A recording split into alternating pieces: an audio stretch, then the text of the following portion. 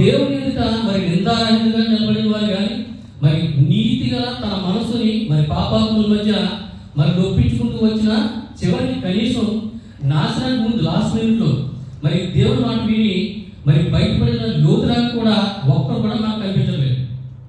So ఒక్కరంటే ఒక్కరు కూడా మనకి కనబడలేదు. సో వీళ్ళ దృష్టి మరి ధ్యాస ధ్యేయం అంతా అక్కడ మరి కేవలం భూ సంబంధమైనటువంటిదే. సో ప్రభు యేసు ఏం చెప్తున్నాడు?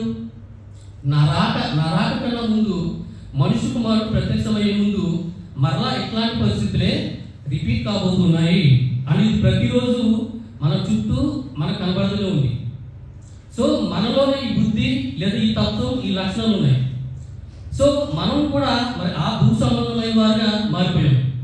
సో మనకు కూడా మరి ఈ భూ సంబంధమైన వాటి మీదే మరి దృష్టి కానీ మన ధ్యాస కానీ పెట్టుకున్నాం.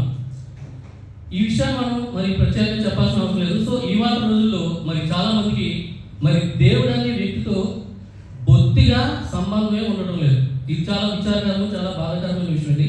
ఎందుకంటే ప్రతి ఒక్కరికి దాని కారణం ఏంటంటే మరి ప్రతి ఒక్కరికి కూడా మరి ఆర్థిక స్వేచ్ఛ అనేది వచ్చేసింది. అంటే నాకు ఎవరితో కూడా పని లేదు, నాకు స్నేహితులు అవసరం లేదు, మరి కుటుంబం అవసరం లేదు, ఇక దేవుడి సంగతి అయితే చెప్పక్కర్లేదు. సో దేవుడు అవసరమే లేకుండా పోతుంది. ఈ సందర్భంగా మరి అమెరికన్ రైటర్ కానీ మరి టీచర్ అయినటువంటి మరి ఫ్రాన్సిస్ చాన్ కోట్ ఒకటి నాకు గుర్తొస్తుంది. ఆయన ఏమంటాడంటే, నిజానికి దేవునికి మన అవసరం లేదు. మరి నిజానికి మన అవసరం దేవుడికి లేదు, అయినా ఆయన మనం కోరుకుంటున్నాడు. మన అవసరం దేవుని అవసరం మనకు చాలా ఉంది, కానీ ఆయన ఎప్పుడు మనం కోరుకోం. ఇలా చెప్పి ఆయన బాధపడుతూ ఉంటాడు. ఇక్కడ పరిస్థితి కూడా ఇలాగే ఉంది. సో ఆత్మీయ జీవితం పట్ల కానీ మరి బొత్తిగా శ్రద్ధ అనేది కనబడదు. సో దైవిక విషయాల పట్ల ఆలోచన కానీ మరి దైవ చింతన దాని పట్ల తృష్ణ అనేది కానీ అసలు కనబడదు. సో ఇట్లాంటి వాళ్ళు ఏమంటారంటే మరి stupid slaves they own selfish ambition అంటారు. అంటే బొత్తిగా బుద్ధి లేని మరి తమ స్వంత స్వార్థపూరిత కోరికలకు బానిసలు అని అర్థం. సో అట్లానే పిల్లలు వస్తుంది. మా రెండో ప్రపంచ యుద్ధం కన్నా ముందు ఒక 1939 మరి ఆ సంవత్సరం ప్రాంతంలో ఒక స్త్రీ, ఆమె స్విట్జర్లాండ్ ఉండే ఒక ప్రముఖ డాక్టర్ దగ్గరికి వచ్చింది. సో ఆ డాక్టర్ పేరు వచ్చి సిజి జంగ్. ఆయన కలవడానికి ఈమె వచ్చిందనమాట. సో ఆమె యొక్క పర్సనల్ విషయాలు ఆ డాక్టర్తో షేర్ చేసుకుంటూ, డాక్టర్ జంగ్, సో మీలాంటి గొప్ప డాక్టరు, గొప్ప మనిషి మరి నాలాంటి ఒక సాధారణ మనిషి యొక్క బాధలు సమస్యలు వినడానికి మరి మీ అమూల్యమైన సమయం కేటాయించడం మరి చాలా గొప్ప విషయం అని చెప్తూ, మరి ప్రపంచం అంతా కూడా మరి ఆ యొక్క ఆగారంలో ఉన్నప్పుడు ఎందుకు మాలాంటి వారి యొక్క బాధలో సమస్యలకు మీరు అంతగా ప్రాధాన్యత ఇస్తున్నారు, ఇంపార్టెన్స్ ఇస్తున్నారు, నాకు అర్థం కావట్లేదు అన్నప్పుడు, సో ఆ డాక్టర్ జంగ్ ఒక నిమిషం పాటు మరి పాలిచ్చి మరి ఏమంటాడంటే, గమనించండి మరి ప్రపంచ సమస్యలన్నీ కూడా మరి ఒక వ్యక్తితోనే ప్రారంభమవుతాయి అన్నాడు.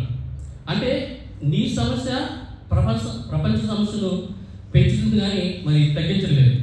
అంటే ఒక్కొక్క ఇండివిజువల్ యొక్క ప్రాబ్లము, ఒక్కొక్క ఇండివిజువల్ యొక్క పర్సూట్, అంటే ఒక్కొక్కరికి వారి యొక్క వెంపర్లాలు కానీ, ఒక్కొక్కరి తప్పుడు కోరికలు కానీ, లేదంటే ఒక్కొక్కరి చెడు తప్పులు కానీ ఈ ప్రపంచాన్ని మరి తప్పుదారి పట్టిస్తూ ఉన్నాయి.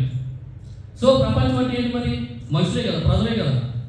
సో అట్లా నేనేమి తప్పు చేశానని అనుకునే బదులు నా వలని దుస్థితి వచ్చింది అన్నట్లు మన మైండ్ సెట్ మారుకోవాలని అంటాడు ఆయన. సరే, మూవింగ్ ఆన్. సో వారిలో మనకు కనిపించేది రెండోది ఏంటంటే ఇన్ఈక్విటీ. అంటే మొదటిదేమో ఇండిఫరెన్స్ అయితే మరి రెండోది వచ్చి ఇన్ఈక్విటీ, అంటే ల్యాక్ ఆఫ్ ఫెయిర్నెస్ లేదా జస్టిస్ అనమాట. అంటే తప్పులు లేదా పాపాలు, ప్రతి విధమైన పాపం ఇందులో ఉంది. అదేలా దాని గురించి కూడా కొన్ని మాటలు మీకు జ్ఞాపకం చేస్తాను. సో నోవహు కాలాన్ని మీరు తీసుకుంటే కనుక ఆదికాండం మరి 6వ అధ్యాయము 5వ వచనంలో దేవుడు ఏం చెప్తారో చదువుతాం. నరుల చెడుతనము భూమి మీద గొప్పదైనది, వారి హృదయం యొక్క తలంపులలోను ఊహ ఎంతో ఎల్లప్పుడూ కేవలము చెడ్డదని నరుల చెడుతనము భూమి మీద గొప్పదనియు వారి హృదయం యొక్క తలంపులు ఊహ అంతా ఎల్లప్పుడు కూడా కేవలం చెడ్డదని యెహోవా చూసి. ఎవరు చూశారు? దేవుడే స్వయంగా చూశాడు. సో ఈ రిపోర్ట్ ఇచ్చింది ఎవరు? జర్నలిస్టు లేకపోతే ఏదో కంపెనీ ఇచ్చిన రిపోర్ట్ కాదు, అంటే బయాలజీ రిపోర్ట్ కాదు, ఏకపక్ష రిపోర్ట్ కూడా కాదు, అంటే స్వయంగా దేవాది దేవుడే చూసినటువంటి అది స్పష్టమైన రిపోర్ట్ చిత్రం. సో ఆదికాండం 6:11 భూలోకము దేవుని సన్నిధిని చెడిపోయిండును, లోకము బలాత్కారంతో నిండి ఉండును. చూడండి, భూలోకం దేవుని సన్నిధిని చెడిపోయి ఉండెను, భూలోకం బలాత్కారంతో నిండి ఉండెను. అంటే భూమంతటా పాపం విస్తారంగా పెరిగిపోయింది, అంటే పాపం పండిపోయింది, అంటే దేవుని యొక్క కోపానికి కానీ మరి ఉగ్రతకి సమయం వచ్చేసింది.